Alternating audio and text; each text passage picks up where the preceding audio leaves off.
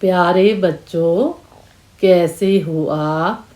उम्मीद करती हूँ आप स्वस्थ होंगे और साथ ही पढ़ाई में भी व्यस्त होंगे। तो आओ बच्चों, आज हम पाठ 12 सुदामा चरित भाग 2 पढ़ने जा रहे हैं। तो भाग 1 में हम श्री कृष्ण और सुदामा के बारे में पढ़ चुके हैं कि किस तरह से द्वारपाल जो है सुदामा का हाल श्री कृष्ण को बताते हैं। अब भाग 2 पढ़ते हैं। ऐसे बेहाल बिवाइन सो पग कंटक जाल लगे पुनि जोए। हाय महादुख पायो सखा, तुम आए इते न किते दिन खोए। देखी सुदामा की दीन दशा, करुणा करिके करुणा निधि रोए। पानी परात को हाथ छोयो नहीं, नैनन के जल सो पग धोए। तो अब इसे गाकर भी अभ्यास करते हैं। ऐसे बेहाल बिवाइन सो पग कंटक जाल लगे पुनि जोए। हाय महादुख पायो सखा, तुम आए ते ना किते दिन खोए। देखी सुदामा की दीन दशा, करुणा करी कई करुणा निधि रोए। पानी परात को हाथ छुयो नहीं, नैनन के जल सो पग धोए। तो बच्चों, आप भी इसका 100 स्वर वाचन भी कर सकते हैं और इसका गायन भी कर सकते हैं। तो आप जरूर इस सुदामा चरित का अभ्यास कीजिएगा। तो आज हम भाग 2 सुदामा चरित का पढ़ रहे हैं। अब कठिन शब्दों के अर्थ जानते हैं।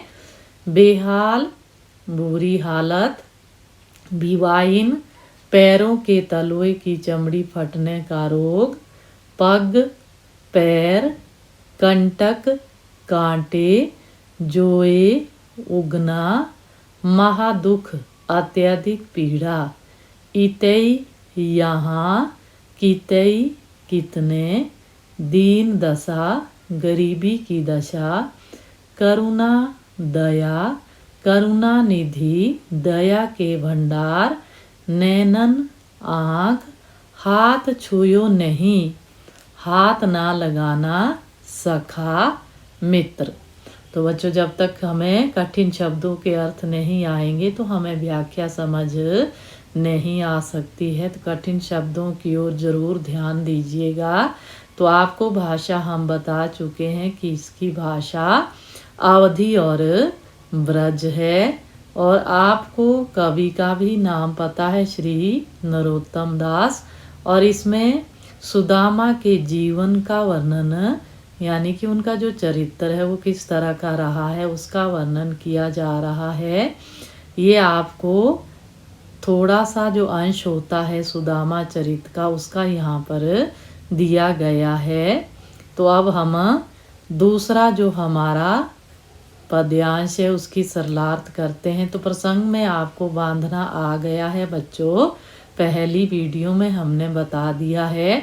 तो उसी तरह से आप इस पद्यांश को भी प्रसंग में बांधें।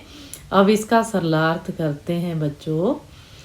कवि कहते हैं कि सुदामा के विषय में सुनकर श्री कृष्ण दौड़कर बाहर आए तथा सुदामा को बेहाल देखा। पैरों में बिवाई फटी हुई थी जो अत्यंत पीड़ा युक्त थी।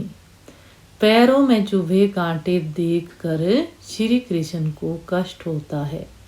वे कहते हैं कि मित्र, तुमने बड़े कष्टों में जीवन व्यतीत किया है। तुम इतने समय मुझसे मिलने क्यों नहीं आए? सुदामा की दयनीय दशा को देखकर श्री कृष्ण रो पड़ते हैं और पानी की परात को छुए बिना अपने आंसुओं से सुदामा के पैर धो देते हैं। तो बच्चों देखो, सुदामा को कष्ट में देखकर श्री कृष्ण जो है रो पड़ते हैं।